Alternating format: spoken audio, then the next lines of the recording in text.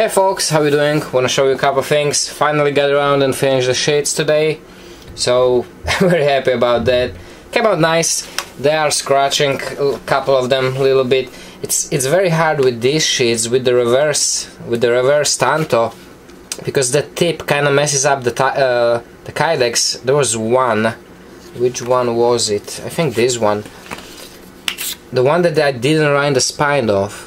So when you have that tip, this little notch sliding through, it kind of messes up. So that's the one like it's scratched the most. I mean, it's not a big deal, but I'm gonna show you one thing what I might be doing. Another really cool thing what I like about these blades, that the kydex sheet, it just looks really cool on it. I think that the shape is very nice because it's not just like, you know, not like a drop point or something. Kind of comes pretty cool looking, just the design of the sheet. At least I like it. With the thumb rams, they're really cool. And I might be doing, you see, like it's a little tricky sometimes because you have to put it just right because of the shape the blade has. It kind of has to go one certain way. I noticed that every time, ever since I started doing the reverse tantos, they were always a little trickier, but it's just a matter of getting used to like the way you put it in. Like it comes like this way, not just straight in, but you have to make that motion. And this is what I might be doing on most of them, because ABL is really cool in the matter of pretty easy satin finish. You know, if the camera does it, it's not the perfect job, but it's actually pretty sweet. I do like how it looks. That's for mine's mirror. That's that leopard wood with the titanium pins, and I do like how it looks with that satin finish. That's actually one of my favorite finishes, and like I said, ABL is very grateful for that. It's actually very easy to do.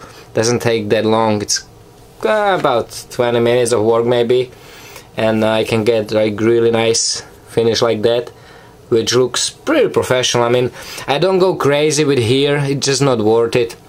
It's literally here, it helps those scratches from kydex, and it just looks cool. Also nice show is that CKC is also ABL, and you can see also like it looks just so damn cool when you have that horizontal hand wrap satin finish. Another thing what I did today was I started cliff stamps Excalibur. You see it look like,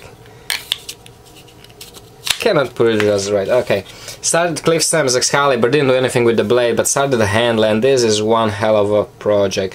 Cliff asked me if I could do the hidden tang handle, because he lives in super cold conditions in the winter, and even that little bit of, you know, the metal here when you contact your hand, and he's used to, like I'm used to at this point, working without the gloves. It sucks. I mean, that's what he says, that it can transfer the cold really bad and you can feel it in your hand. So he asked me if I could do it, and it's been a big project, big hard project for me. Now this is, I'm lucky that Cliff Stamps like to use his knife, so he doesn't really care how they look, because this isn't gonna be, it's far from finished still.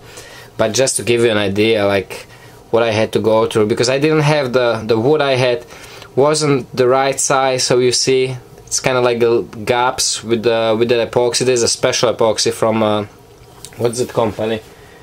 The metal mixture. It has a metal inside. I don't remember the company, but you see that everything is enclosed except the butt here on the end, and you see where it starts here. So nothing pretty, no safe queen. It's gonna be Excalibur for Cliff. That's a purple heart actually. Did one experiment on it. I coated it with the crazy glue. I want to see how it actually feels and everything, but I might send it off. I don't know. It doesn't feel bad. I mean, it's almost like a lacquer, but it should be a little stronger because it's crazy glue, so it soaks in and it actually just encloses everything. So kind of a little experiment for myself, but I might send it down once before I send it to him. Of course, I'm gonna be testing this blade thoroughly before I send it to him. And it's still not grinded, it's still from after the heat treat, just the thick edge. But started on the handle first. I wanted to have the handle before I started grinding it on this one. It depends, sometimes I put the handle first, sometimes last. So that's that. And oh, one more thing I want to show you. This is my blade. When I was at Tough Thumbs, I did a little experiment with sandblast. Sandblasted the crap out of this wood, and now you can see it cleaned up. So now you can really see the beauty of that Amazon rosewood which is really cool with those bolsters, you know, quote-unquote bolsters, that just like the color discoloration of the wood, and I thought it was really cool. And you can also see when what I talked about, like that it looks like they were book matched. You see all the grain is going up and down on this one, and not only it goes up and down, it's on the angle, as you can see, comes like this, so they kind of meet almost identical, which is really cool. And it's beautiful. You can see it on that wood is really gorgeous. And what the sandblast did, I actually really want to get the sandblast cabinet for myself, because it is a very useful tool for a knife maker. Check it out. This is the experiment. I don't know how it will behave over time with the water, with the dryness, if you don't take care of it. It opened up all those pores on top, you see them, and all on the bottom. Created amazing feel, because it's nice and smooth. Like, it's not like you get splinters from it. Everything is rounded and perfect, but it opened up those pores on the softer little, like, microscopic whatever pores of the wood, so it beaded that out, and it created this really cool texture on the wood. Very nice in the hand, very, like, you get super aggressive grip from it. Aggressive but fine. I don't know how, I wouldn't even know how would I describe it. And also, now it is a little scratch from the sheet already, but I sandblasted the blade and it just looks so nice. That sandblasted blade, you know, if it's stainless steel and you don't have to worry about the rust, it just makes it look so nice and professional with that sandblast. Now this is my blade and I really like this one, I really dig how it looks now. And like I said, I'm gonna keep you posted with how the wood behaves as I use it, as I carry it and stuff, especially when I get outdoors. I do suspect that it will probably collect a lot of dirt, but whatever, you know, if it's gonna be just dirt and I can just wipe it off clean home, I think it's worth it. As long as it won't rot really crazy quick, I think it's worth it to have this really cool texture on the wood. So that was an interesting experience and experiment. And also another one crazy. It was nerve-wracking. Sharpened the handsaw, because Jeff was always scared to sharpen it, so I sharpened it today. It's decent. It's not. I was scared to go crazy on my knives. It was by hand. Normally my knives are on the belt sander if they are really like dull. And hopefully from now on it's gonna be just strapping, but I love this blade. Absolutely beautiful blade. And same thing like with the hinder. The nice thing is that you can flick this knife no matter how you want.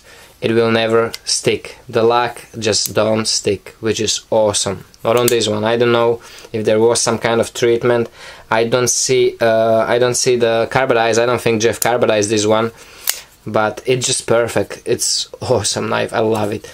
It might be a little too funk for some people, but I just love this knife. And Jeff, don't cry. I mean, I'll let you play with it every time I see you. Don't worry about that. So, one more thing. I have a video, short little video. I was chopping with the Bigfoot and with the War Machete when I was at Tough Times. So I'm gonna put that video after this video. Just a little commentary. This is really heavy. I'm not used to it yet. So it actually on the video looks like that the wars were even outperform this one, but I think it was just because a really awkward position when I was chopping, when I was doing it on the floor kneeling, like really close off the ground, and also the factor that I never worked with this before, so I'm not used to it. It is heavier than Excalibur was. So we'll see. I need to get more use out of it and see how it behaves, if I get used to it or if I'm gonna be grinding it thinner. You know, getting rid of more metal. First I need to work with it more, but the War Sword was excellent. The War Machete. It chopped really exceptionally well. It's super light, super nimble in the hand. And also, just to give you an idea, the wear on the acid bath, I mean, it did a couple passes through the 2x4. It wore a little bit off, which is understandable. I think it's a little bit tougher than patina, but it's definitely cooler than patina, because patina you never can get this dark, and acid bath you can. So very happy with this one, super happy with this one. I'll probably keep this one for myself. And also one more thing, after I was done with everything, I wanted to put this through the, you know, kind of little abuse. So we took a regular steel cable, about 1/16 of an inch thick cable, and I chopped through it on the chopping block. I wanted to see what that edge can do. And it rolled chip. I don't know what would I call it. So microscopic that it's hard to say if it is chip or roll, but it will give you an idea. I chopped it 3 times, I think.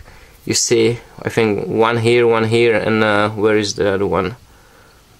I can't even see them. Like, there's 3 of them, I think. Very, very, very small. So that means that that O1 can actually take pretty good abuse, and it's not that bad. And it's 6061 HRC, and it's very fine edge on the very end. It doesn't really have microscopic bevel on it. It's like a 0 grind with just that thickens up, like kinda like fluently. It comes off the 0 grind, it has a little bit of belly, and then it just continues convex. So it's not like it comes off thick and then it has secondary bevel. It's pretty much 0 grind, and that's good to see. It's very, very small, super small, and it wasn't like soft copper cable, it was regular steel cable. So happy about that. That's good. That means that it should handle like nuts and you know, the nuts in the wood without any problem, or harder wood. So happy about that. So don't want to keep it too long. Thanks for watching, guys. Hope you enjoy it. This will be sell a little later. I wanna, you know, enjoy the time with the family, and once everything settled, then I'm gonna make the sale video and everything. So don't worry, they're not going anywhere. At least most of them. I mean, this one is mine and this one is taken, but the rest will be for sale, and probably by that time even some more. So thanks for watching, guys. Take care, stay safe, and remember, don't cut yourself.